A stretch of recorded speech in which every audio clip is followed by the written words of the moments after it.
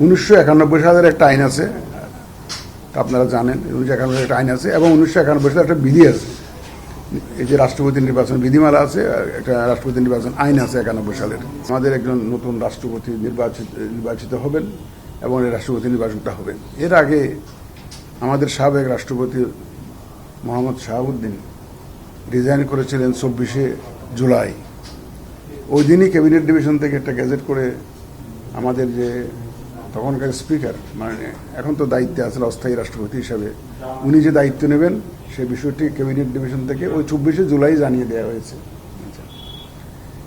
এখন তো নতুন রাষ্ট্রপতি নির্বাচনের পালা।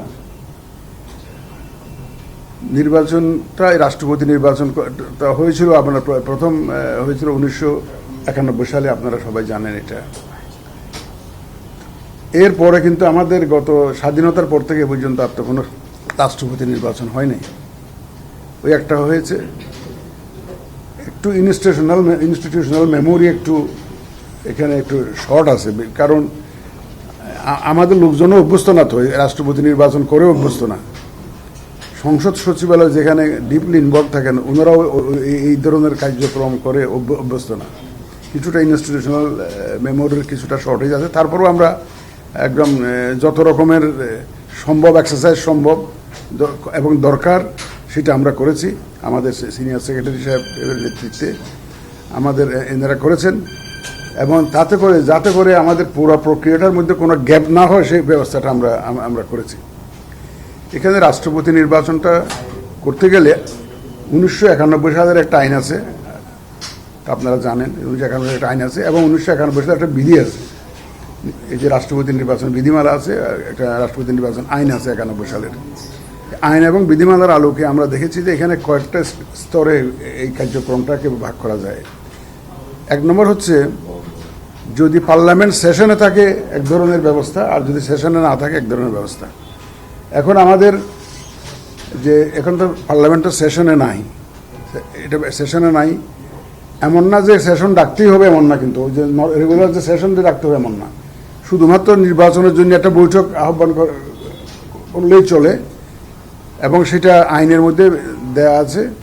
এটা সিইসি তথা নির্বাচনী কর্তা যে ডেজিগনেশন দিয়েছে, তো সিইসিকে দায়িত্ব দেওয়া আছে, উনি এটা বৈঠকটা একটা আহ্বান করবেন যেখানে ভোটাভুটি হবে, যারা ভোট দিবেন পার্লামেন্টের মেম্বাররা ভোট দিবেন, সেটা বৈঠকটা ডাকবেন হলো সিইসি। নর্মালি পার্লামেন্ট সেশনটা ডাকেন হলো আমাদের মহামান্য রাষ্ট্রপতি, উনি পার্লামেন্টের সেশন ডাকেন। কিন্তু এই একটা সেশন যদি রাষ্ট্রপতির নির্বাচন হয় এবং পার্লামেন্ট যদি সেশনে না থাকে, তাইলে সিইসি এই বৈঠকটা আহ্বান করবেন। আমরা আহ্বান করে অলরেডি গ্যাজেট করে দিয়েছি, এটা 11 তারিখে করেছে, অগাস্ট মাসের 11 তারিখে গ্যাজেট করে দিয়েছে। এখানে একটা বলা আছে যে নির্বাচনের আগে এই গ্যাজেটটা করে অন্তত ন্যূনতম 7 দিন সময় দিতে হয়। আমরা সাফিসিয়েন্ট টাইম দিয়েছি, মোর দেন 7 ডেজ আমরা দিয়ে দিয়েছি, মিনিমাম দিতে হয় আর কি। এইটা সেশন বৈঠক ডাকার একটা বিষয়।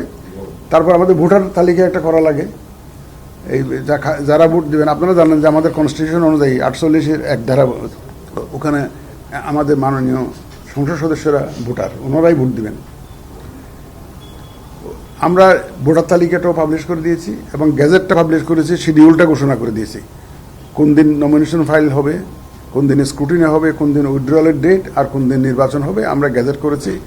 এই গ্যাজেটটা আমরা করে দিয়েছি 6 অগাস্ট, এটা করে দিয়েছি এটা, এবং ভোটার তালিকা এবং আমাদের যে শিডিউল ওখানে আপনারা জানেন 13 তারিখে মনোনয়নপত্র দাখিলের সময় ছিল। 13 তারিখ আমরা মনোনয়নপত্র গ্রহণ করেছি।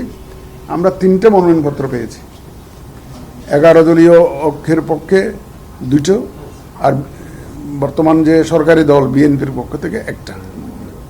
বিএনপির ক্যান্ডিডেট হচ্ছে মির্জা ফখরুল ইসলাম আলমগীর, আর 11 দলীয় অক্ষের পক্ষে আপনার ডক্টর অলি আহমদ বীর বিক্রম। আপনারা জানেন, এটা আপনাদের মাধ্যমে সারা বিশ্ববাসী জানে। এখন বলতে গেলে এই যে কারা কারা ক্যান্ডিডেট হচ্ছে, এটা আপনারা মাধ্যমে এটা সবাই জানে। এটা 2জন ক্যান্ডিডেট পেয়েছে। এটা মনোনয়নপত্র দাখিলের দিনের খবর বললাম। এটা তো স্ক্রুটিনি হলো 16 তারিখে।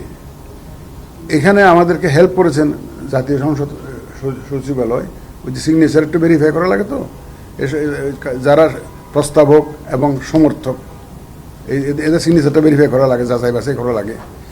এটা পার্লামেন্ট থেকে ওনারা যে রেজিস্টারে ওনারা শপথ নেওয়ার দিন যে রেজিস্টারে ওনারা স্বাক্ষর করেছেন, এমপি হিসাবে স্বাক্ষর করেছেন, সেই রেজিস্টারটা সহ নিয়ে আসছেন ওনারা। আমরা মিলিয়ে দেখেছি যে প্রস্তাবক এবং সমর্থকের সিগনেচার ঠিক আছে কিনা, এটা সব ঠিক আছে, কোনো অসুবিধা নেই। তাহলে আমরা 3টে মনোনয়ন, ভ্যালিড মনোনয়ন পেয়েছি। 11 দলীয় ঐক্যের 2টো ভ্যালিড, এবং সরকারি দল যে বর্তমান বিএনপি ওনাদের মনোনয়নটাও ভ্যালিড। 3টে মনোনয়নটাও ভ্যালিড পেয়েছি। এখন উইথড্রয়ালের দিন গতকালকে ছিল বোধ 28 তারিখ উইথড্রয়ালের দিন কেউ উইথড্র করে নাই। এখন একটা কথা আছে এখানে, যারা 2টো নমিনেশন পেপার সাবমিট করেছে, একটা যদি ভ্যালিড হয়ে যায় আর একটা রিডান্ডেন্ট হয়ে যায়, ওটা না দিলেও চলে তো। কারণ আমি যদি 2টা নমিনেশন ফাইল করি, একটা যদি ভ্যালিড হয়ে যায়, আমার তার দ্বিতীয়টার দরকার নেই। একই ব্যক্তি পক্ষে যদি 2টা নমিনেশন পেপার ইয়ে হয়, তাহলে আমরা একটা বাদ দিয়ে 2টো ভ্যালিড নমিনেশন থাকলো, এবং যেটার উপরে ভোট হবে পার্লামেন্টে।